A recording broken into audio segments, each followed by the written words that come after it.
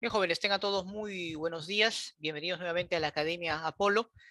Vamos en esta oportunidad, en el curso de geografía, a hablar sobre la geografía política. Como les había mencionado al inicio de la clase, como un preámbulo a este importante tema, la geografía política es parte de de la geografía humana, en el cual, pues, como mencioné hace poco, estudia principalmente la organización, ¿correcto?, territorial del Estado, ¿no?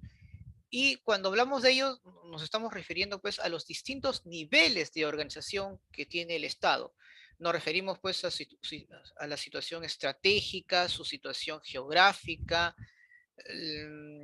las relaciones internacionales que tenemos con los demás países fronterizos y también con otras partes. A eso se le conoce pues como relaciones bilaterales o comunitarias. Bilaterales cuando obviamente hay relaciones de dos países, ¿no? Pero también vamos a estudiar también la organización interna del Estado, ¿no? Hablamos pues de la formación administrativa que tenemos, las jerarquías en base a lo que conforma la estructura del país y también pues su división política, ¿no? Durante inicios de la República, el Perú estaba dividido en intendencias, luego pasaron a ser departamentos y actualmente son denominadas regiones. Si tú ves ahí un libro que diga departamentos, está desfasado. Actualmente, obviamente, hablamos de regiones. Profesor, ¿cuál es la proyección que se espera de cómo será nuestra división política al futuro? Bueno, se espera que se conforme en macroregiones. Hubo un intento desde la época del primer gobierno de la García y Toledo de formar las famosas macroregiones, pero por diversas razones étnicas, culturales y económicas no se pudo concretar, ¿no? Entonces, eso es lo que obviamente se espera, ¿no?, más adelante, ¿no? Con una macro regionalización, en el cual pues ya no seríamos pues, 25 regiones y una provincia independiente o constitucional que es el Callao, sino pues sería mucho menos. ¿De acuerdo? Muy bien. Pero cada uno lo vamos a ir viendo de manera pausada. Lo primero que vamos a desarrollar, jóvenes, es dentro de lo que es la organización externa de nuestro territorio, vamos a ver su situación geográfica. Es decir, en qué parte del continente nos encontramos. Pero ahí te dejo primero un dato. ¿Cuál es el país más grande del mundo? A ver, ¿quién por ahí me puede decir rápidamente así, una rapidez mental? A ver, vamos, ¿cuál crees que sea el país más grande del mundo? A ver, por ahí está escribiendo. Rusia, ¿no? Claro que sí, ¿no? Rusia, muy bien. ¿Y el segundo? ¿Dónde estará? ¿Cuál sería? Algunos me van a sorprenderse, ¿eh? Pero territorialmente inmenso, a pesar de tener una poca población, es Canadá. Por eso, ¿y el Perú en qué puesto está en el ranking como país, al menos en cuanto al territorio? Bueno, estamos en el puesto 19 a nivel mundial, ¿no? De casi 200 países, el Perú se encuentra pues en el puesto 19. De hecho, es más grande pues que cualquier país europeo, ¿no? Al menos de la zona oeste. Perdón, claro, occidental, la zona oeste. Y bueno, en el caso de Sudamérica somos el tercer país más grande, ¿no? Primero es el Brasil, que es quinto a nivel mundial. Tenemos a la Argentina como segundo país y luego tenemos pues al Perú. Pero hay que recordar que a inicio de la República nuestro territorio era mucho más grande, ¿verdad? En el cual hemos ido perdiendo fronteras con todos nuestros vecinos, con Ecuador, Colombia, Chile y Bolivia. Y hemos perdido un aproximado del tamaño de lo que ahora es Colombia. Imagínate. O sea, de hecho, pues hubiéramos sido incluso un poco más grande que la Argentina. Recuerden que Argentina empieza a obtener más territorio justamente después de la guerra con Chile, donde obviamente ocupa toda la Patagonia. Vean el mapa de la Argentina antes de 1900 o 1879, vas a ver pues que era muy pequeño, era casi del tamaño de Bolivia actual. Y poco a poco ha ido incrementándose, arrebatándole territorios también al Paraguay, ¿no? Antes la Argentina no era pues lo que es en estos momentos que ves en el mapa, ni tampoco Chile. Chile era mucho más pequeño también. No se había extendido pues tanto al sur ni al norte, ¿no? Esto lo hizo después de la guerra del Salitre. Pero en fin, profesor, si nos preguntasen con respecto al territorio peruano, ¿dónde nos podríamos ubicar exactamente? Bueno, a nivel hemisférico, diríamos pues que el Perú se localiza en el hemisferio septentrional y occidental del planeta. A ver, tenemos que ver algunos términos técnicos. Siempre pues se nos ha enseñado norte y sur, pero también hay otras formas de denominar a estos puntos cardinales, ¿no? Cuando hablamos pues de meridional, nos estamos refiriendo hacia el sur o hacia el norte. Cuando hablamos de septentrional, ¿nos referimos hacia el norte o hacia el sur? ¿Qué dicen ustedes cuando dice septentrional? ¿Hacia arriba o hacia abajo? ¿Hacia el norte o hacia el sur? A ver, ¿qué dicen ustedes?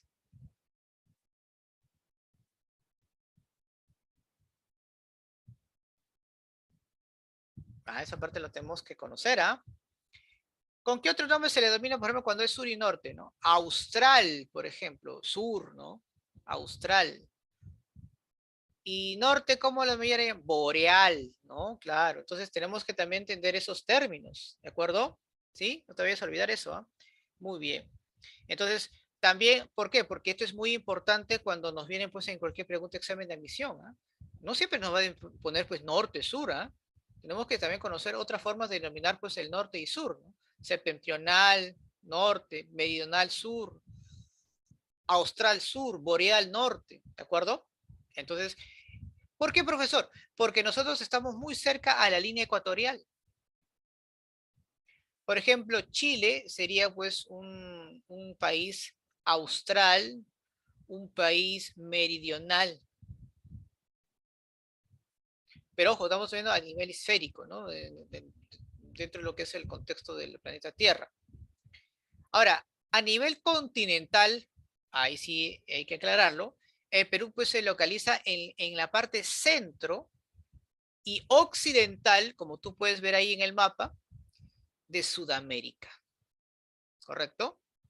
Profesor, y a nivel climático, bueno, a nivel climático el Perú pues es un país tropical o tórrido. Esa palabra también acuérdate porque en los exámenes de admisión dicen así.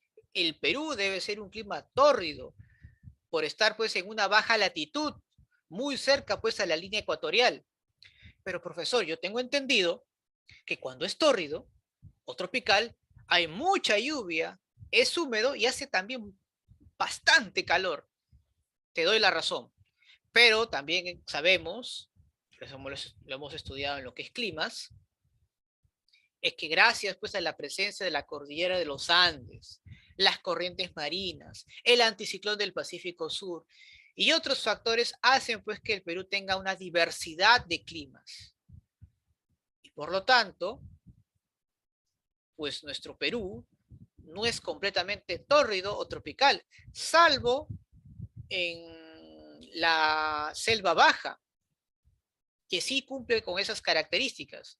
Ni siquiera la selva alta es completamente tropical, porque todavía sigue teniendo influencia de la cordillera de los Andes. Ni qué decir pues en la costa, que mayormente es desértica, sobre todo en el centro y el norte, ¿no? Recuerden que tanto en el norte es semitropical y en el centro y sur es subtropical, ¿correcto?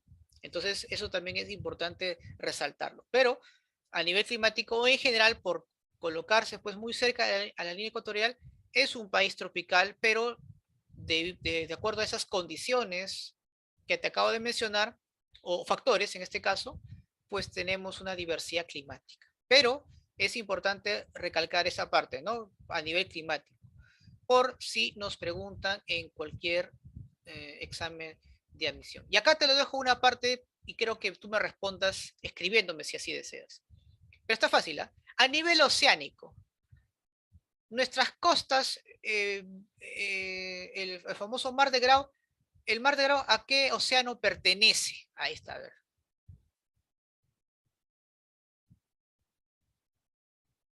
¿Mm? A ver, ¿a qué océano pertenece el Mar de Grau? ¿Al océano Atlántico, al océano Pacífico, Índico, Antártico, Ártico? ¿Qué dicen ustedes? A ver. Nuestro mar. ¿A qué océano pertenece? ¿Al Pacífico? Al Pacífico, ¿no? Cuando, bueno, Balboa lo bautizó pues Mar del Sur, ¿no? Pero es el Océano Pacífico. Muy bien, gracias, muy amable por tu participación, excelente, ¿no? Pero acá hay un detalle, muchos piensan pues que en este caso solamente tenemos acceso al Océano Pacífico, y muchos marcarían así, ¿eh? Nosotros solamente tenemos un solo acceso, que es el Pacífico, pero no, también tenemos acceso al Atlántico. Profesora, ¿usted cómo puede ser si el Perú pues no colinda con ello? Sí, pero a través pues del río Amazonas nosotros tenemos acceso al océano Atlántico. Más sobre todo cuando el Perú hizo pues un tratado con el Brasil durante el tiempo de Rufino Echenique, a través pues de este tratado da Ponte Ribeiro, donde prácticamente le hemos cedido una gran extensión territorial a cambio, obviamente, de ese acceso para poder, obviamente, comercializar. Ya que en esa época, en el siglo XIX, se proyectaba pues que la mejor relación comercial que podría ser nuestro país era con Europa, ¿no? Y para ello pues teníamos que cruzar el Atlántico. Y la única manera para poder ir al Atlántico es cruzar pues todo el río Amazonas. En el siglo XXI ya no es esa proyección, ahora la proyección es el Pacífico, los países asiáticos, en especial China, ¿verdad? Ese es obviamente el objetivo ahora de la comercialización. Por eso es que Brasil, con la colaboración del Perú, hizo la interoceánica, justamente con la constructora Odebrecht, ¿no? Para obviamente Brasil ahora pues también está apuntando, porque ahora pues el mercado ya no es Europa, sobre todo con lo que estamos viendo ahora en estos momentos, ¿no? Una crisis tremenda, sino que ahora hay que mirar hacia el continente asiático. ¿Mm? Claro, entonces, por si acaso también pues tenemos acceso pues no solamente al Océano Pacífico, solamente que es más notorio, claro está, porque nuestras costas pues, está cubierta obviamente, son parte obviamente del Océano Pacífico, eh, pero también a través del río Amazonas podemos tener un acceso hacia el Atlántico, ¿no? Pero eso ya mete con fines comerciales, ¿correcto? Muy bien, perfecto. Ahora, no está a ver, un ratito, un momento. No, no estaba, por ejemplo, a ver, o sí, un momento, un momento. Ah, justamente acá están los acuerdos que tenemos, pero no está lo que le quería justamente mencionar porque también nos pueden preguntar. A ver, miren, los puntos geográficos externos, es decir, son los puntos más extremos que tenemos con respecto a los puntos cardinales. Por ejemplo, tenemos en el norte a Loreto. Observen acá. Esta parte acá que señala mi cursor, ya, esta zona. Este es el más norte que tenemos, el punto más extremo en el norte que tenemos, acá, y que está en Loreto. Profesor, ¿y esto cómo se llama? Se llama Huepi, ya, que está en Loreto. Profesor, y entonces, si este es el punto más externo que está en el norte de nuestro país, ¿cuál será el punto más externo? Ah, está aquí, en esa parte. ¿Qué región sería, jóvenes, el que está acá, que estoy señalando, que es frontera con Chile? ¿Cómo se llamaría? A ver. ¿Cómo se llama esa región que está frontera con Chile? Vamos. ¿Cómo se llama esa región? Se llama pues la región heroica, que volvió a suelo patria, al suelo patrio, ¿no? Durante el gobierno de Leguía. La región de Tacna, ¿de acuerdo? De Tacna. Y obviamente ese punto más externo, o punto extremo, en la parte sur de nuestro territorio, se le conoce como la Pascana, ¿no? La Pascana del Hueso. Ya, entonces ya tenemos ahí. Profesor, y en el este, en el este, en este caso, perdón, claro, en el este tenemos acá una región que es la más externa para ese lado, y que es el primer lugar donde vemos La luz del sol, porque recuerden que los rayos solares se dan en el este y desaparecen en el oeste, ¿no? Todos aquellos que están en oriente primero ven el amanecer. ¿Cómo se llama esa región? Madre de Dios. Pero exactamente cómo se llama ese punto externo, se llama pues Healt, ¿no? Heat, Madre de Dios. Ahí se encuentra. Profesor, y en el lado oeste, ¿cuál es la parte más externa? Ah, esta cosita que ves acá, esta puntita, mira acá al norte, queda en la región de Piura. Se llama Punta Balcones. Ya sabes, ¿ah? Norte, este, sur, oeste, ¿cuáles son los puntos externos? Pueden que nos venga en algún examen de emisión, ¿correcto? Y hay que conocerlo. Aquí te estoy dando un pequeño resumen de nuestra situación estratégica regional, que es obviamente la otra parte que vamos a ir estudiando, pero en este momento lo vamos a estudiar. Profesor, ¿a qué llama usted situación estratégica del Perú? Porque ya está claro que acabo de comprender su situación geográfica, ¿no? Somos un país tropical, por estar de baja latitud, en el aspecto climático. Somos también pues un país que a nivel continental estamos en la parte centro-sur de Occidente, y además a nivel hemisférico estamos en la parte septentrional, ¿no? Esa parte ya queda clara. Cuando nos referimos a la situación estratégica de Perú, es sobre aquella observación que tenemos de nuestro territorio, como tú puedes apreciar en pantalla, eh, acerca cómo, cuál es la proyección política, económica y social con respecto al resto del mundo. Acá vemos una relación intrínseca entre el país, es decir, nuestro territorio, con el resto de nuestros vecinos, con el resto de los países de Sudamérica. Por ejemplo, una de las principales características que tenemos nosotros como situación geográfica y estratégica es que somos un país andino junto con el Ecuador, Colombia, Bolivia, ¿correcto?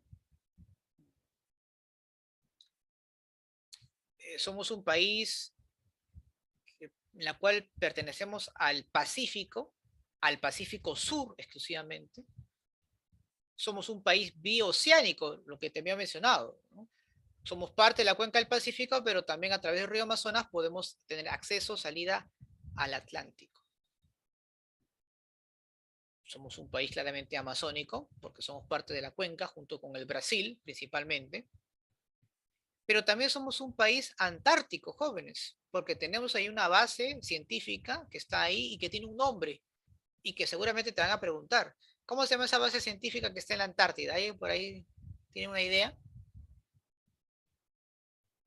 ¿Cómo creen que se llamen? A ver. Tiene el nombre de una ciudad muy importante que está en el Cusco, Machu Picchu. Así se conoce la base científica que está. Y justamente la embarcación que siempre parte del puerto del Callao hacia este lugar se llama pues el transporte Humboldt.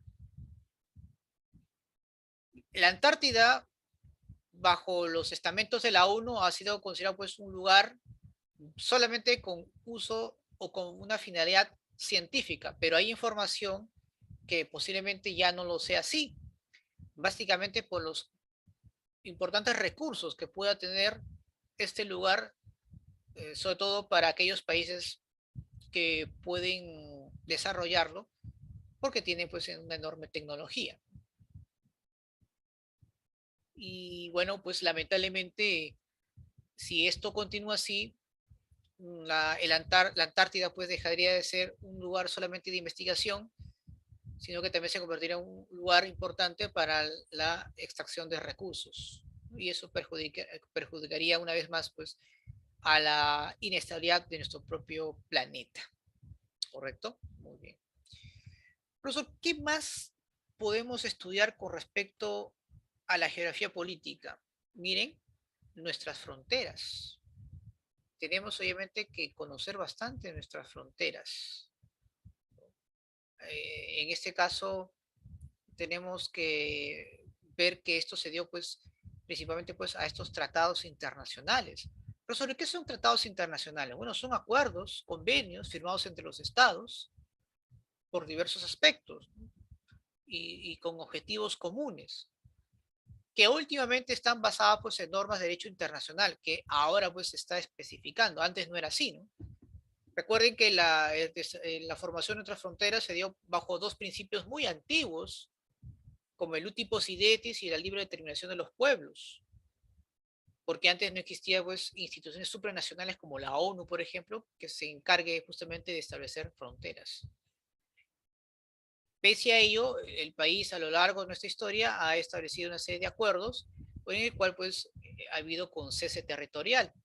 Hemos concedido territorios, como por ejemplo el acuerdo con el Brasil a través de este convenio Herrera da Ponte y Ribeiro, que justamente les mencioné, en la cual pues perdimos la más grande extensión territorial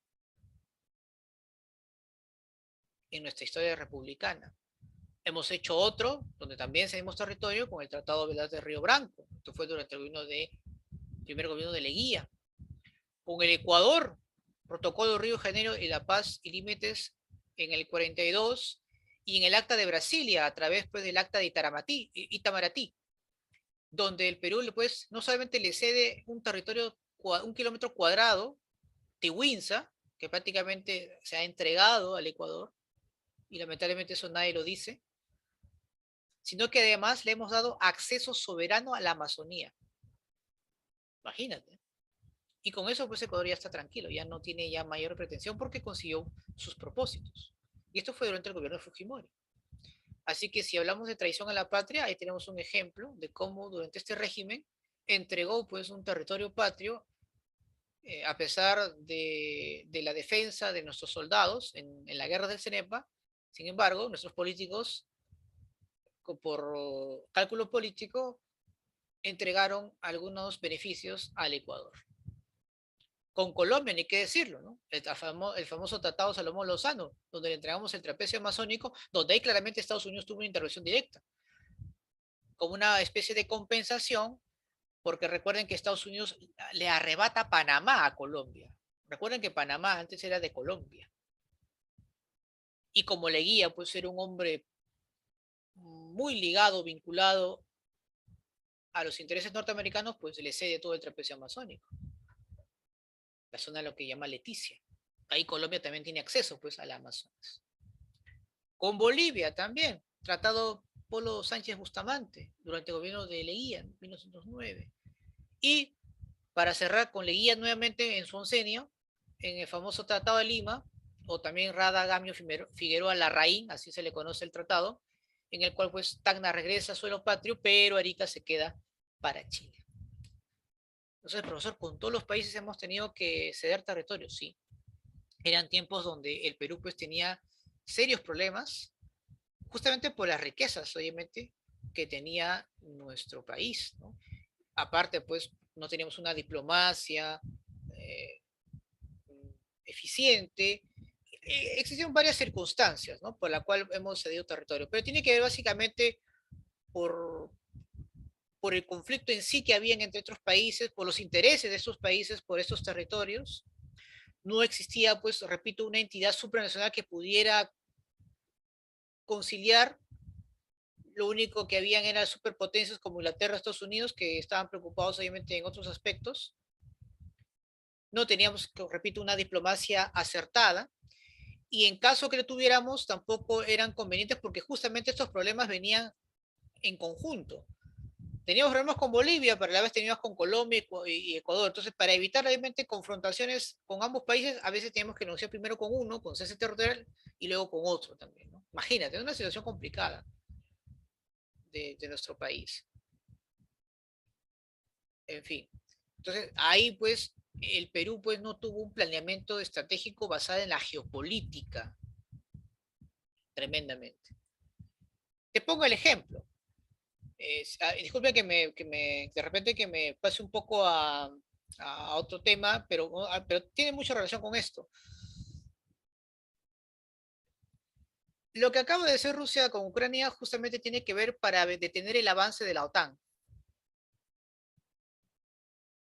Sin lugar a duda, Rusia va a hacer todo lo posible para que Ucrania no sea parte o sea miembro de la OTAN. ¿Por qué? Porque si es miembro de la OTAN, Ucrania se convertiría pues en una fuerza de choque, o perdón, se convertiría pues en una zona estratégica donde claramente se van a instalar bases militares, misiles de destrucción masiva que van a estar dirigidas hacia las principales ciudades de Rusia, que claramente pueden llegar a tiempo récord a estos puntos para poder iniciar un ataque en cualquier momento. Y claramente Rusia no lo va a permitir.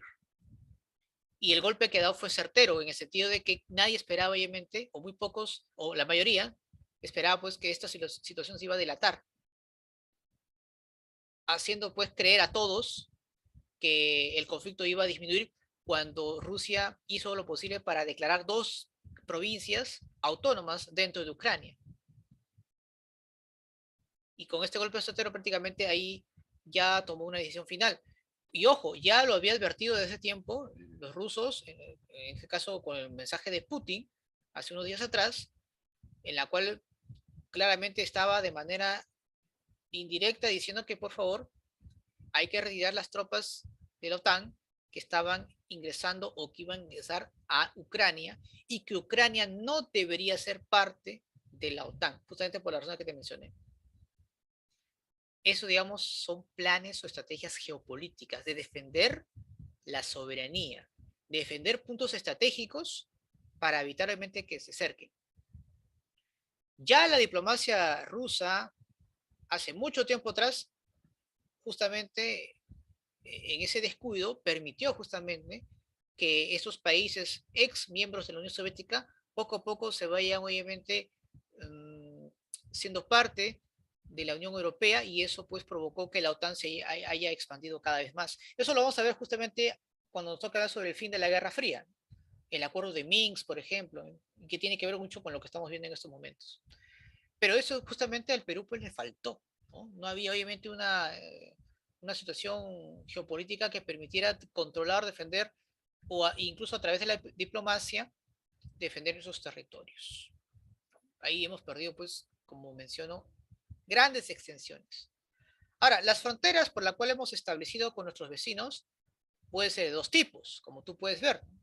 Pueden ser pues naturales, es decir, son definidas obviamente por la misma geografía, ¿no? Por ríos, lagos, como por el río Putumayo, o este río Huaquillas, que divide pues entre Ecuador y el Perú, es una zona, es una frontera natural, o la cordillera del Cóndor, por ejemplo. Pero hay otras que sí se han establecido hitos, puntos, para definir pues nuestras líneas fronterizas, que claramente son imaginarias, pero uno más o menos ya percibe que son, digamos, territorios vecinos. Como es el caso hito número 1.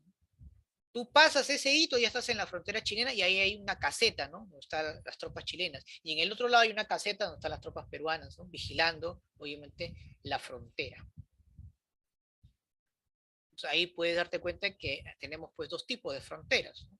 Naturales, porque son definidas por la propia geografía, y están los artificiales, definidas mediante líneas imaginarias, gracias a las coordenadas geográficas, en la cual pues, tenemos son puntos, ¿no? Llamados hitos. ¿Ya? Entonces, esto es interesante. Ahora, estos hitos no es algo reciente. ¿Ah?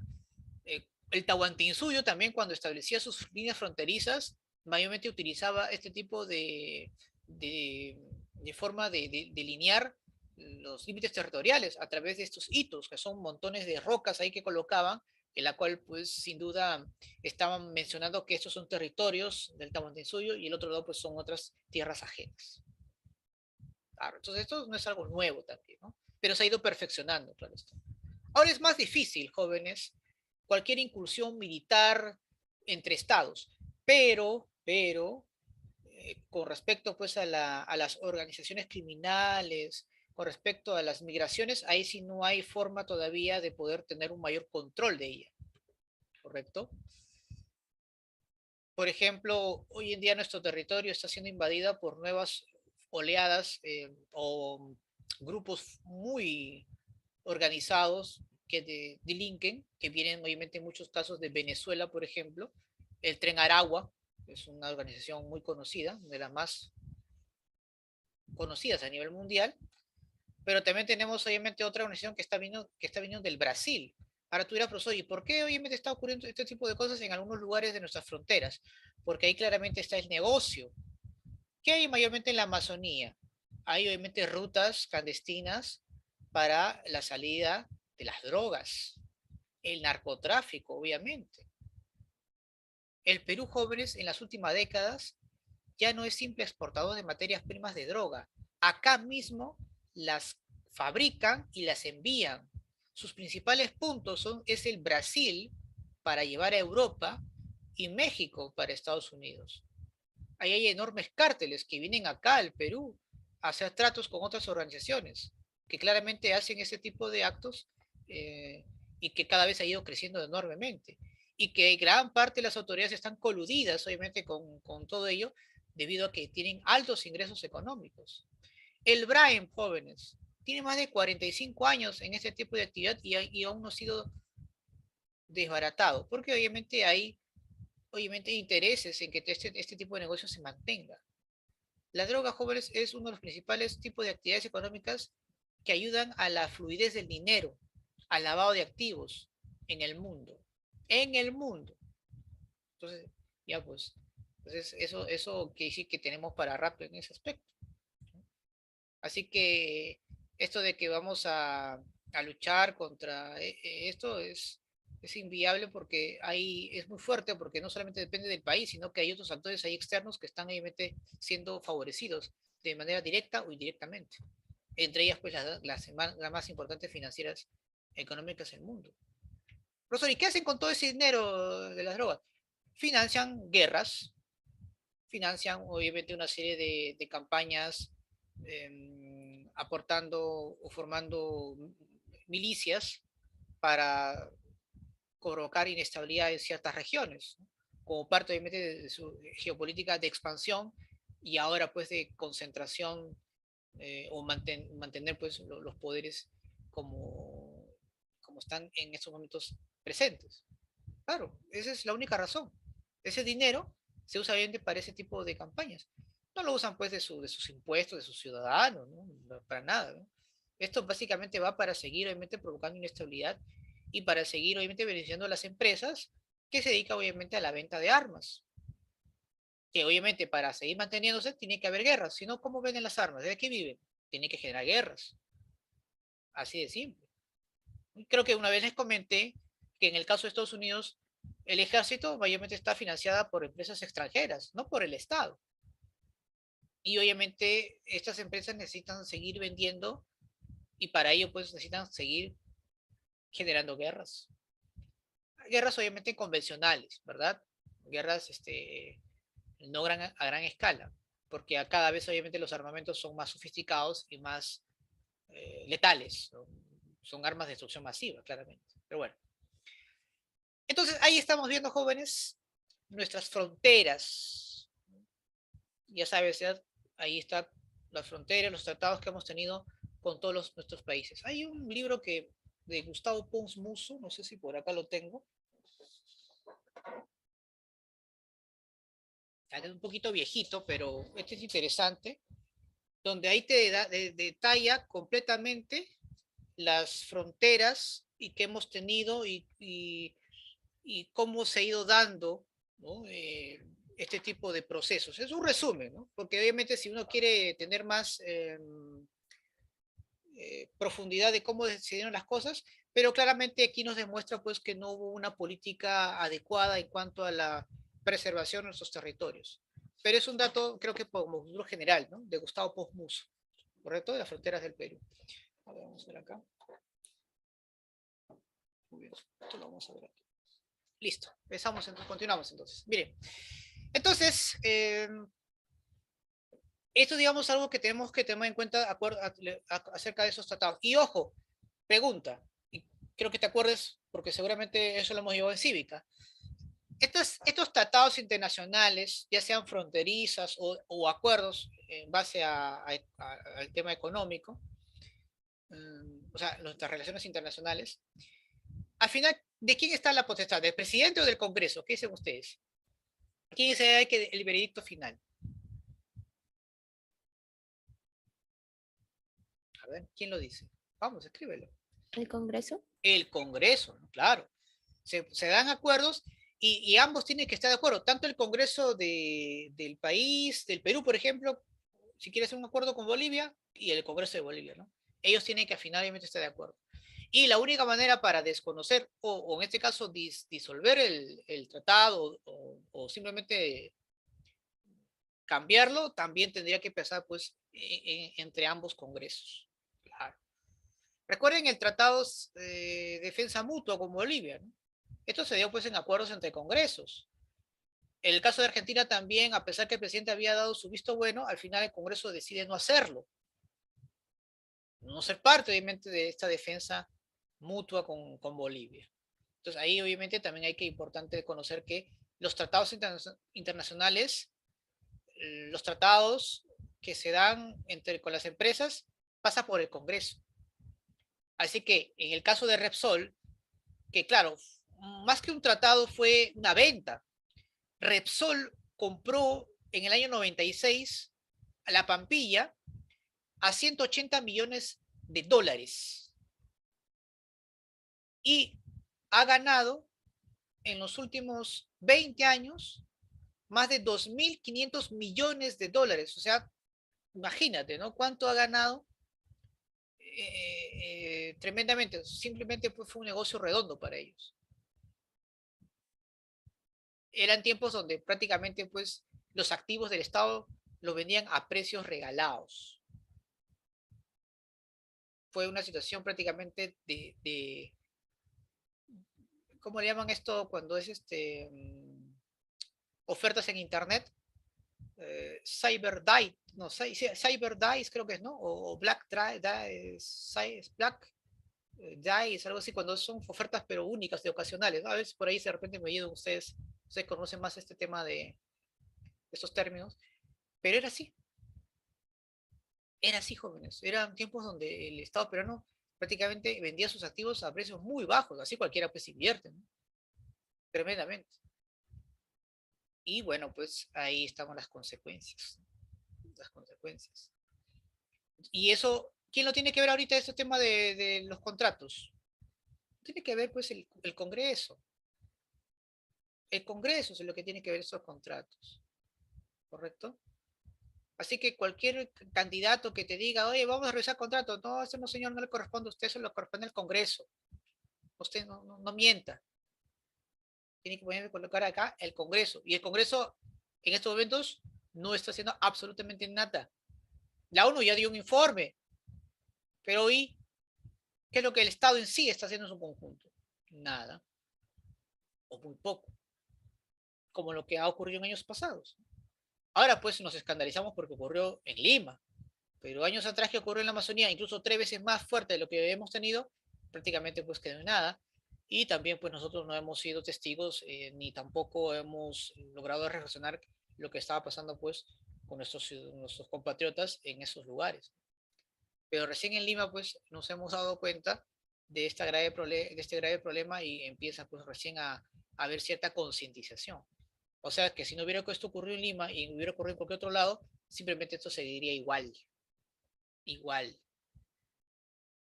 Los conflictos sociales jóvenes no se dan porque se les ocurre, se dan porque existen obviamente situaciones que ya son eh, inevitables por la propia frustración de muchas personas. Existen, claro, también otros conflictos que son provocados adrede, es cierto, pero obviamente causa siempre menos impacto que aquellas que sobresalen de la propia angustia y desesperación de las personas. Muy bien, vamos entonces rápidamente, continuando aquí. Ahí están nuestros espacios fronterizos. Bueno, ¿no? Miren, observa acá, ¿no?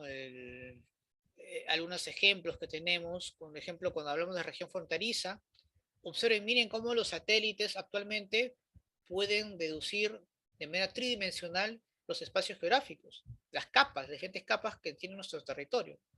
Ahí está, por ejemplo. Es más, ahora las exploraciones que se hacen pues en cuanto a los minerales utilizan obviamente satélites y hacen exploraciones. Antes, por ejemplo, era más complicado, ¿no? Una empresa, por ejemplo, hacía exploraciones, gastaba millones y a veces no encontraba nada y tenía que abandonar y había invertido una gran cantidad. Claro que cuando una vez se encuentra estos lugares, sus ganancias pues se triplican enormemente, ¿no? Aquí, por ejemplo, tenemos un área importante. Por ejemplo, esto es dentro de lo que es la cartografía. Esto también es un tema importante que ya veremos en el semestre, lo que es la cartografía, por ejemplo. Y ahí tú puedes ver, pues, cómo se ven, pues, diferentes pliegues, dimensiones, en realidad, con respecto, pues, a nuestras áreas o zonas. Ahí está, ¿no? Esto puedes apreciar ahí. Vemos acá las áreas de frontera, la zona de frontera. Profesor, ¿cuál es la diferencia entre una área de frontera y zona de frontera? Bueno, un área de frontera es adyacente y límite fronterizo, ¿no? Y paso de frontera a escala local, ¿no? Abarca pues un distrito fronterizo que da hasta dentro de su territorio. En cambio, una zona de frontera es el soporte de las áreas de la frontera, ¿no? Es un nexo articulador con la región administrativa que puede abarcar pues provincia o varias, ¿no? Y que son obviamente las que forman o articulan esta zona de límites que por lo general pues son comerciales. Por ejemplo, eh, entre Perú y Bolivia hay una zona de frontera muy comercial donde hay mucho movimiento económico, que es la que conocemos como desaguadero. En el Ecuador tenemos Huaquillas y tenemos en este caso también en el sur tenemos pues Tacna, ¿no? Hay una relación comercial importante entre Tacna y Arica, ¿correcto? Así que obviamente es importante siempre resaltarlo. Muy bien. ¿Qué más tenemos acá, profesora? Vamos a ver acá.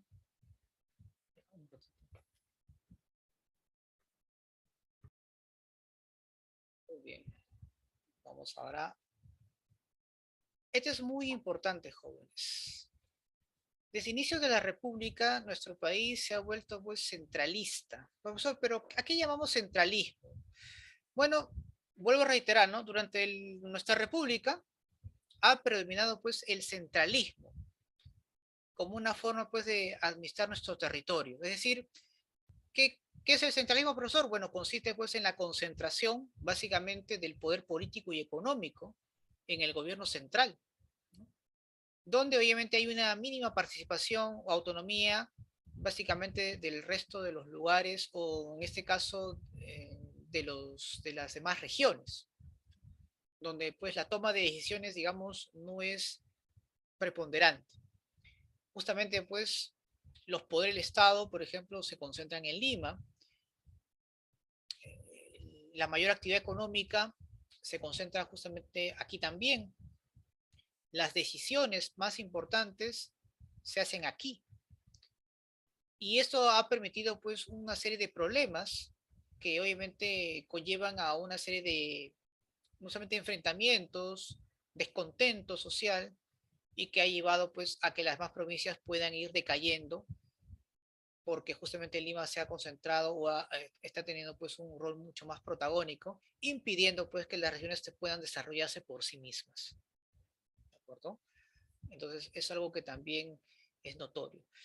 ¿Y esto por qué, profesor? Bueno, ahí pues justamente cuando hay un centralismo, las consecuencias son claras, ¿no? Desigualdad de desarrollo del territorio, un desigual acceso a los servicios, migración interna, despoblamiento, y trajo como consecuencia pues que Lima se desbordara tremendamente.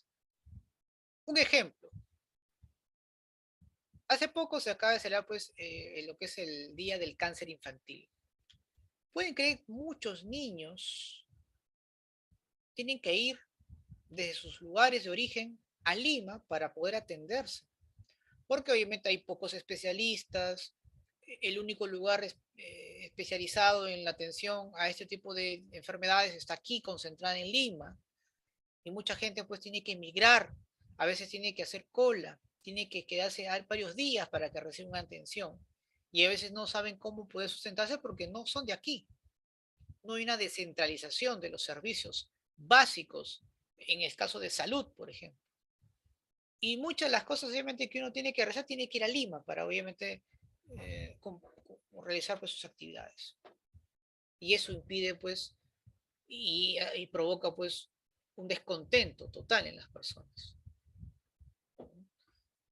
No hay pues desarrollo de obras de infraestructura importante, como puentes, carreteras. El presupuesto económico es enviado desde Lima.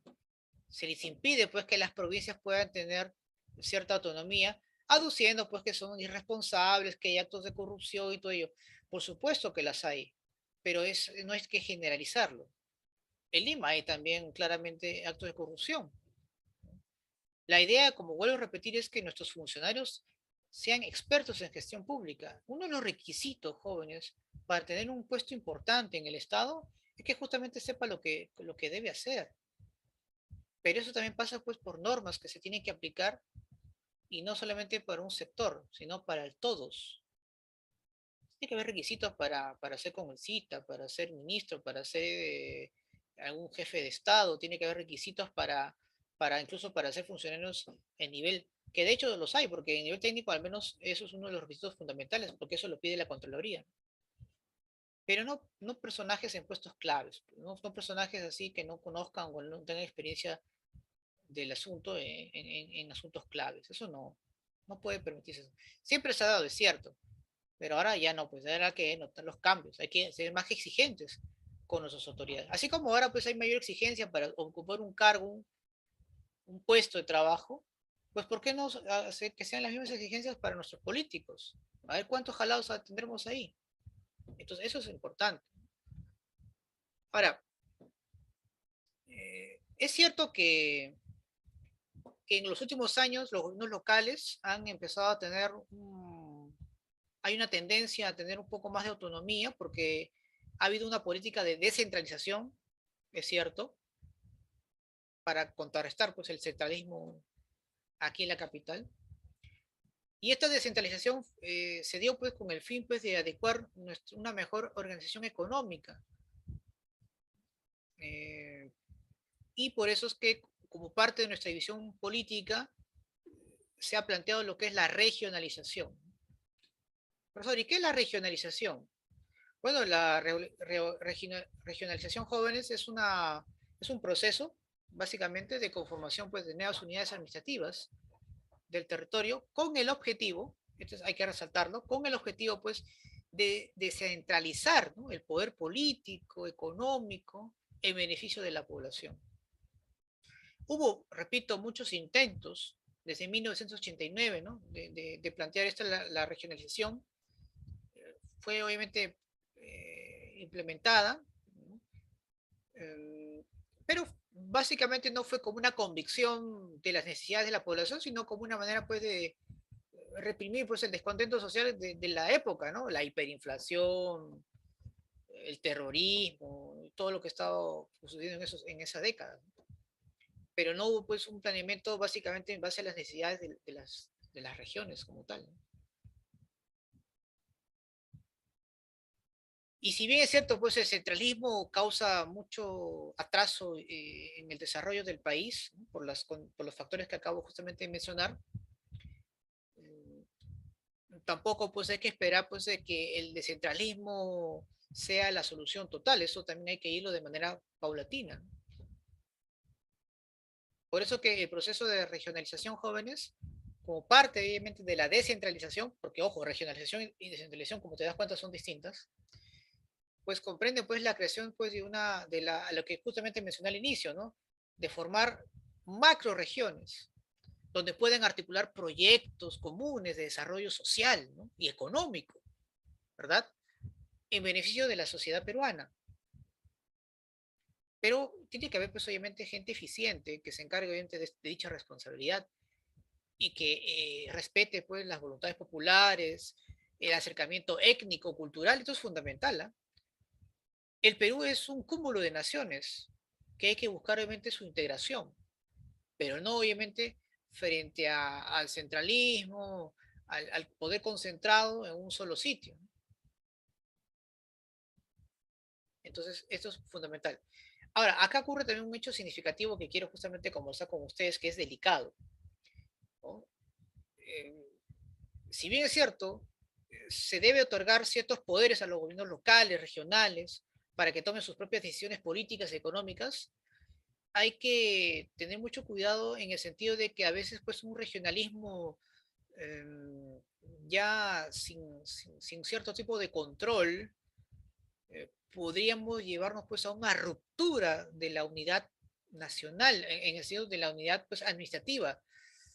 Y, Mariátegui, José Carlos Mariátegui Jóvenes, ya había señalado con respecto al regionalismo, en el sentido de que pueden que existan grupos de poder locales, provinciales, que con ese afán, con esa ambición de dicho poder, pueda pues llevar pues el riesgo de la pérdida de nuestra unidad política como país y poder fraccionarla. El ejemplo más claro, dos ejemplos te voy a dar.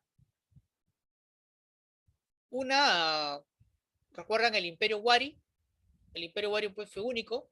El gran problema es justamente de su destrucción, uno de los grandes problemas era por las contradicciones internas entre la capital y sus cabezas región, por ejemplo. ¿Por qué? Porque sus cabezas región cada vez empezaron a tener mayor autonomía y quisieron después desprenderse del poder central. Y en el caso del Tahuantinsuyo, ¿se acuerdan? Donde cada parte de la región del Tahuantinsuyo que también quería obviamente tener su propia autonomía, sobre todo pues las regiones del norte. Ahí pues entra Atahualpa, ¿no? Como representante pues, de esos grupos separatistas contra el centralismo de Huáscar. Claro, eso es básicamente la guerra civil. ¿Se dan cuenta? Y hemos tenido en el siglo XIX también problemas. Hubo un tiempo en que Loreto quiso obviamente ser separatista. Yo particularmente, y creo que muchos historiadores también comparten, de que el Perú, por su composición étnica, debería ser una república federativa. Pero para que sea una república federativa y no una república unitaria como la que tenemos, tiene obviamente tener obviamente una sociedad muy madura que justamente pueda lograr tener esa integración, ¿no? En diferentes aspectos para que esa federación obviamente sea unida. Como lo que hay en Rusia, por ejemplo. En Rusia es una federación, pero ahí qué elementos son las que le integran. La religión ortodoxa y su política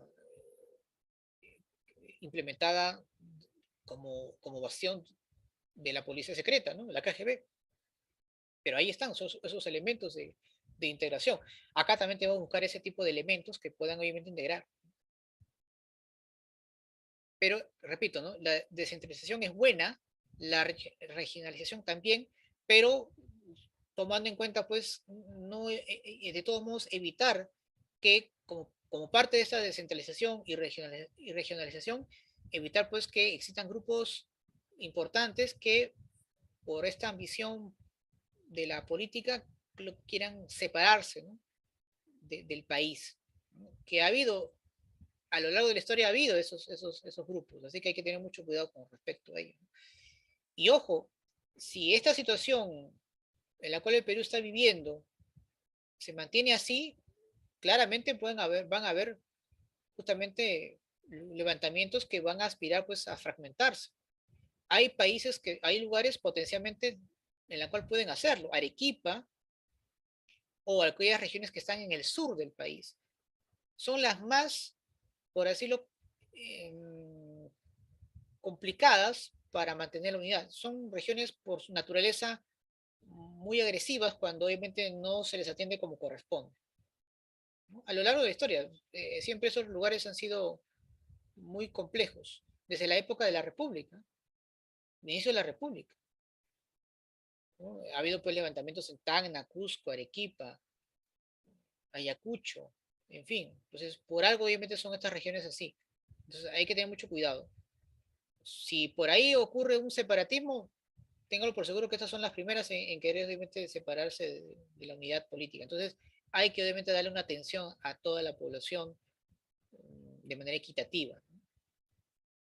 Pero repito, ¿no?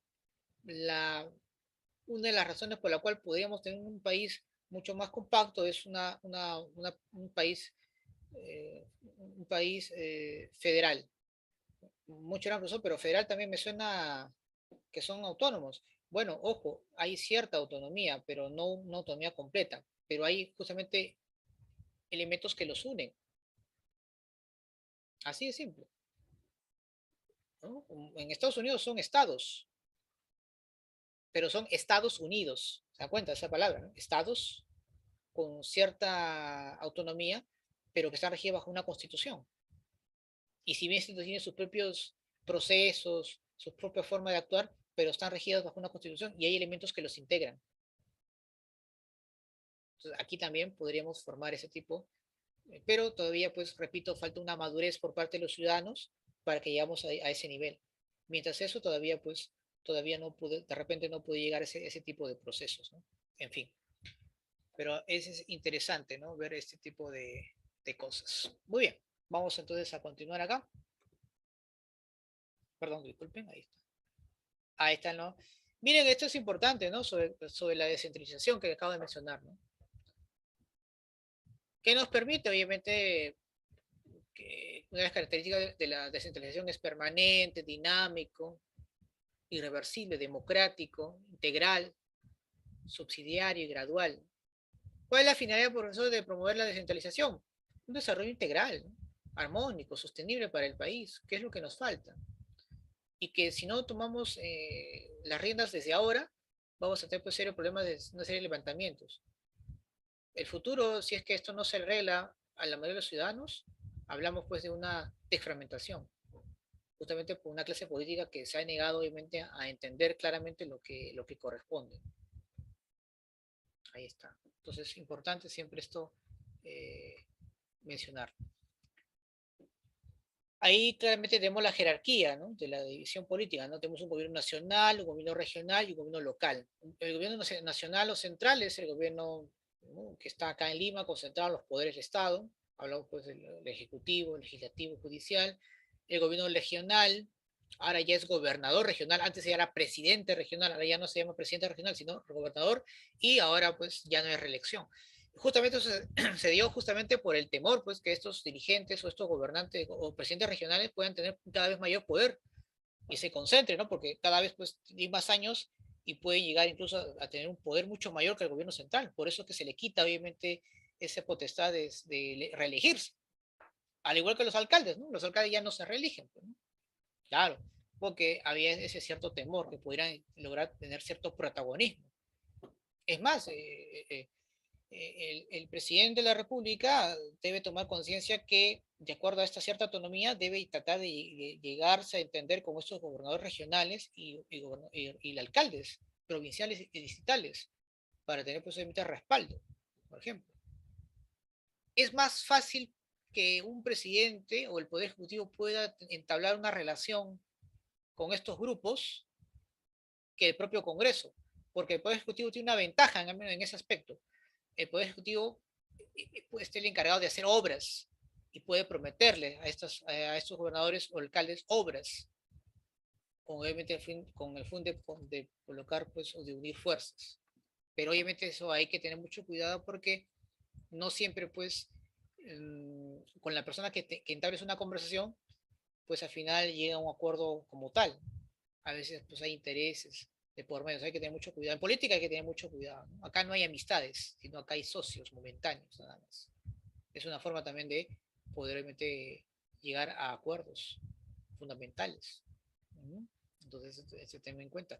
Recuerdo, por ejemplo, cuando Vizcarra pues estaba en este problema con el Congreso, que ya querían sacarlo debido a que ya no estaba siguiendo los mismos lineamientos que se esperó que iba a hacer después que sacaran a Kuczynski, porque recuerda que el propio Congreso aprobó la llegada de Vizcarra al salir Kuczynski, pero cuando Vizcarra pues empezó los cambios necesarios que obviamente perjudicaban a ciertos sectores de los congresistas y a los que les representaba, pues una de las cosas que hizo Vizcarra para poder acercarse a estos grupos era pues aumentarles el sueldo a los alcaldes. No sé si se acordarán eso, hace el año pasado, ¿no? Casi llegando pues cerca ya a lo que ya estábamos, creo que todavía no estábamos en pandemia, ¿no? Pero imagínate, pues, ¿no? Era como una manera pues de acercamiento. Y también acercarse pues a un sector de las Fuerzas Armadas también, ¿no? Pero obviamente pues hubo una serie de, de, de situaciones que al final pues provocaron su decaimiento, ¿no? Logró pues disolver a un Congreso anterior que lo hostigaba, pero este nuevo Congreso, con los mismos representantes del anterior, Al final pues lo salieron sacando él, ¿no? Y empezó pues toda una serie de coyunturas y bueno, pues como resultado hemos tenido pues este tipo de elecciones. Tengo por seguro pues que si no hubiera pandemia y si no hubiera habido este tipo de crisis, no tendríamos un gobierno como la que tenemos ahora, ¿no? Porque no tendría sentido. Esto es como una especie pues de rechazo, ¿no? Ante todo lo elemento político. Es muy similar a lo que pasó con el fenómeno Fujimori, ¿no? Fujimori también salió obviamente como un rechazo de la clase política por todo lo que se está dando, ¿no? La hiperinflación, la corrupción, el terrorismo, todo eso. Son fenómenos que, ¿no? que raramente volverán a pasar, pero que pueden ser más coyunturales, más complicados si es que todavía esto se mantiene. Y hay que tener mucho cuidado, ¿no? Puede que esto se vuelva más, repito, hay dos escenarios que pueden ocurrir si la situación se mantiene como lo estamos percibiendo. Puede decir, que continúe con este tipo de crisis. La primera es sin duda que tengamos más adelante líderes más radicales y como en su momento mencioné, incluso más inteligentes, porque ellos sí saben mover masas, se articulan muy bien con los grupos, que claramente pueden llegar acá y poder hacer un choque de fuerza, o que existan pues intenciones de separatismo. Así que mucho cuidado con eso. Muy bien, ahí están los objetivos principales, ¿no? de la descentralización. ¿De acuerdo? Muy bien, chicos. Y vamos a finalizar acá, ¿no? Ahí están bueno, ahí están nuestros departamentos de Lima, ¿no? O llamadas también en este caso, como las puedes ver ahí, las regiones, ¿no? de Lima, ¿no? Ahí están nuestras provincias. Esta es la Lima metropolitana. Pero miren, ¿ah? Nosotros creemos que Lima es todo esto nada más, ¿no? Pero nos olvidamos del resto de la otra Lima, ¿no? La Lima de provincia. ¿No? Y de repente muchos de ustedes de repente no se acordaban que tenemos que Lima en sí es todo esto que ven acá, ¿no? Pero Lima pensamos que es esto, ¿no? Es como lo que dijo una vez Valdemar, Abraham Valdelomar, ¿no? ¿Se acuerdan cuál es la frase de Abraham Valdelomar? A ver, ustedes que conocen literatura peruana, a ver. El Perú es Lima. ¿Se acuerdan que dijo así? El Perú es Lima. ¿No? Y Lima es Girón de la Unión, ¿no? O sea, porque ese era su mundo, ¿no? Y eso es lo que a veces estamos percibiendo, ¿no? Pensamos que el Perú es Lima, ¿no? Pensamos que todo lo que ocurre acá también es un reflejo de lo que ocurre en el resto del país, y no es así. No es así. Entonces, eso también hay que tomarlo siempre en cuenta, ¿no? Ahí están pues las bases, ¿no? de la descentralización de la provincia de Lima. Tenemos una provincia autónoma, la del Callao. ¿No? Esta es la Lima metropolitana, ¿no? Ahí están. Y claramente pues los distritos tienen pues una serie de características totalmente diferenciadas, ¿no? Vamos a poner solamente un ejemplito. Muchos dirían, profesor, pero en Miraflores, por ejemplo, hay videocámaras de seguridad, están preocupándose por el tema del parque, la seguridad, hay serenos por todos lados. Claro, es porque su presupuesto que tienen es alto, a pesar de ser una población pequeña, pero sus contribuyentes eh, hacen su pago correspondientes y además, pues, están obviamente más organizados en ese aspecto, ¿no? Porque hay más recaudación. Pero esto mismo, por ejemplo, no lo podemos ver en San Juan de Urigancho, por ejemplo, que es el distrito más poblado, donde hay menos serenos, donde la gente contribuye menos, porque también hay pobreza, ¿no? Una pobreza mucho mayor que de encuentras en otros distritos, por ejemplo. Por lo tanto, pues ahí carece pues más cosas, de más problemas, en fin. Tú sabes que las distritos pues con más problemas son las que inciden más en la delincuencia, la corrupción y otros aspectos también, ¿no? Y que le es difícil obviamente lograr poder suplir necesidades de la gente. ¿Verdad? Ahí está, ¿no? San Juan de Urigancho. Está también pues la Victoria, el Agustino, son lugares pues zonas delicadas, ¿no? Donde impera pues obviamente este tipo de problemas delincuenciales que ustedes están viendo en las noticias, ¿no? Que claramente ahí te das cuenta que también nos dijeron pues constantemente todo es negativo, negativo, negativo, ¿no? Como sé que en el país no hicieran cosas totalmente positivas. Ahí está, ¿no? Muy bien. Eso es con respecto pues a la geografía política, su división política. Recuerden que la división política es así, ¿no? Regiones, provincias, distritos, caseríos, pueblos, caseríos, etc. ¿Correcto? Más o menos para poder tomar una idea. Bien, chicos. ¿Alguna pregunta de repente hasta aquí sobre el tema de hoy? No sé, alguna inquietud, duda, de repente que quieran hacer. ¿Todo claro? ¿Sí? Muy bien. Todo claro. Entonces, vamos entonces a desarrollar nuestras preguntitas, ¿sí? Un ratito vamos a poner acá. Primera pregunta. La localización geográfica del Perú es considerada estratégica por varias razones, entre las cuales podemos identificar que es un país andino y amazónico, es bioceánico, pues tiene costas a dos océanos, tiene a costas a dos océanos, uh, eje del Pacífico, eje medio del Pacífico, o una proyección hacia la Antártica. ¿Qué dicen ustedes, chicos? La A, la B, la C, la D. ¿Todas? A ver. ¿Es bioceánico? Pues tiene costas en dos océanos. No tiene costas en dos océanos. Bueno, no dice eso, ¿no? La bioceanidad, ¿no? ¿O sí? ¿Qué dicen ustedes? ¿Por qué era bioceánico? ¿Se acuerdan? Dos océanos. Claro, era a nivel oceánico, tenía pues sus costas eran por el Pacífico, pero tenía el Atlántico, pero por el río Amazonas, pero no por sus costas, ¿no? Acá dice tiene costas en dos océanos. Esa pues la tiene pues Estados Unidos, México, por ejemplo, ¿no? Entonces ahí este planteamiento, la primera está mal. La primera está, ajá, ahí está la respuesta. Profesor, la letra B, claro, la B, ¿no? La uno, la 3 y la 4, ¿no? Claro. Porque recuerden que también tiene una proyección, ¿no? Es también antártico. Profesor, ¿y por qué? Entonces, la uno sí, porque es andino y amazónico, porque el Perú tiene parte de la cuenca del Pacífico y parte de la cuenca amazónica, ¿verdad? Eso, bueno, lo vamos a ver también en semestral cuando hablemos sobre las vertientes hidrográficas del Perú. Y en este caso, bioceánico sería siempre y cuando no coloque ahí costas, dice, no tiene costas, no, no tiene costas, ¿no? Pero tiene una de ellas en el Atlántico, tiene, pero por el río Amazonas, ¿no? No por sus costas. Entonces la respuesta sería 1, 3 y 4, ¿no? Y obviamente la respuesta es la letra B. Muy bien. ¿Cómo se llama la base científica que tenemos en la Antártida? Justamente les mencioné. Machu Picchu, ¿ya? No te vas a olvidar, ¿ah? Ya, muy bien. Dice acá. La ley de las bases de la descentralización, según el artículo 27783, aprobada el 26 de junio del 2002, separa las competencias y funciones en los tres niveles de gobierno, de los cuales son, allá, La A. claro, nacional, regional y local. Muy bien, perfecto.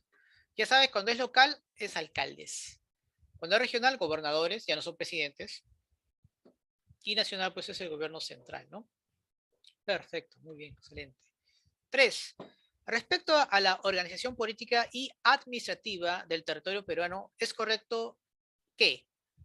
Vamos a ver acá. Se toma como región a la circunscripción territorial enmarcada a los límites departamentales. Las regiones han sido establecidas en el territorio de los 25 departamentos, a excepción de la provincia constitucional del Callao.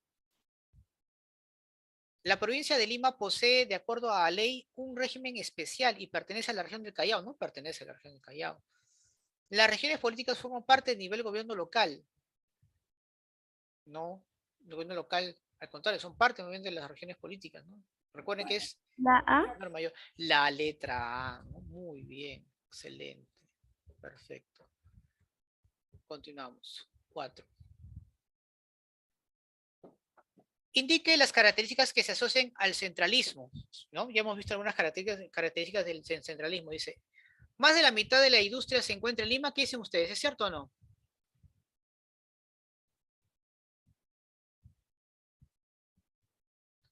¿Hay más industria que en Lima que en otros lugares, sí o no?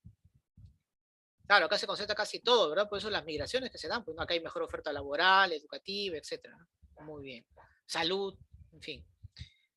Entonces la UNA está bien. La mayoría de las sedes de los principales poderes y administración pública se concentran en Lima. ¿Qué dicen ustedes? Sí. Claro, está todo. Todo está acá. Hasta los cines, ¿no? En Huancayo, bueno, recién se han aperturado algunos cines, pero acá hay todo bien. 3. Más del 30% de peruanos viven en Lima. Bueno, hay una gran pues, migración acá, que hay más de 4 o 5 generaciones que están viviendo en Lima, ¿no? Más del 90% de los ingresos están en manos del gobierno central. Claro, y de ahí lo deriva pues a los gobiernos locales, ¿no?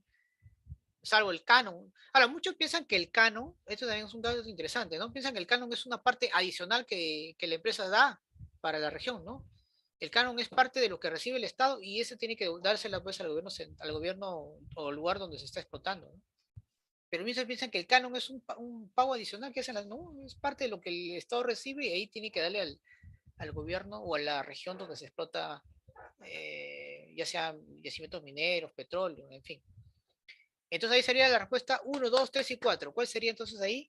La letra D de dedo, ¿sí o no? Muy bien, D de dedo. Muy bien. 5.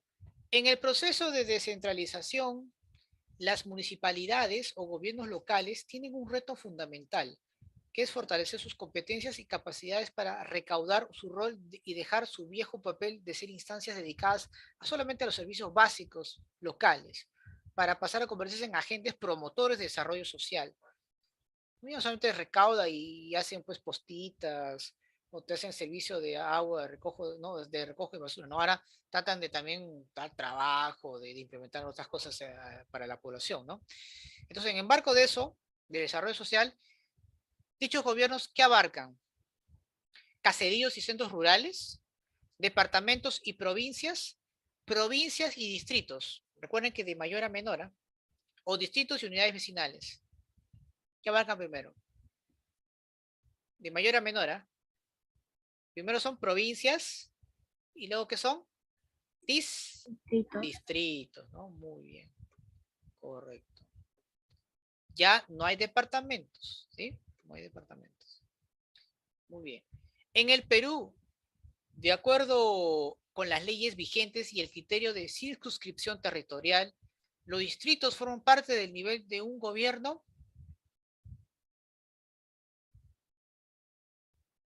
y tienen como característica,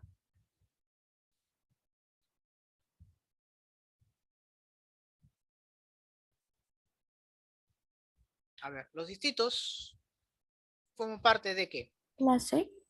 Claro, de un gobierno local, que está ahí el alcalde, y tienen como característica ser unidades administrativas más pequeñas que hay, ¿no? Luego siguen las provincias, muy bien, excelente, la letra C, excelente. Y la U, no, todavía, bueno, acá me pasé 7 y acá debe ser 8, disculpen. 7, dice, el Perú fue aceptado como miembro consultivo del Tratado Antártico en 1989, para, para que cada año nuestro país realiza una serie de actividades relacionadas a la investigación. Por ello, tiene derecho a, además de, a ver, ¿qué tiene derecho?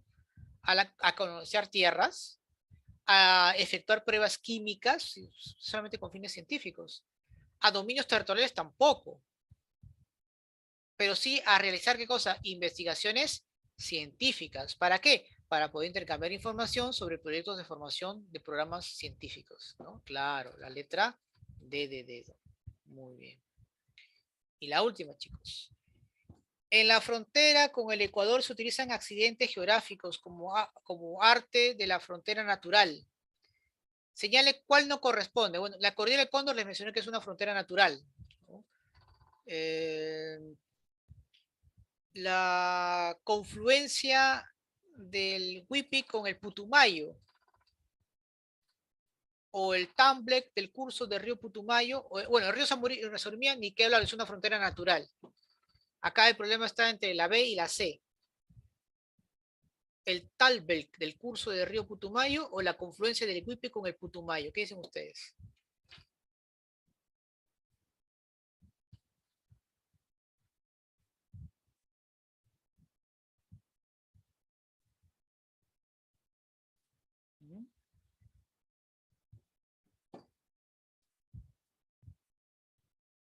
A ver, ¿quién ustedes puede decir? Esta es La la C. respuesta. La C. La C, ¿sí o no? Muy bien, con la confluencia del Iquipe y el río Putumayo, ¿no? Muy bien.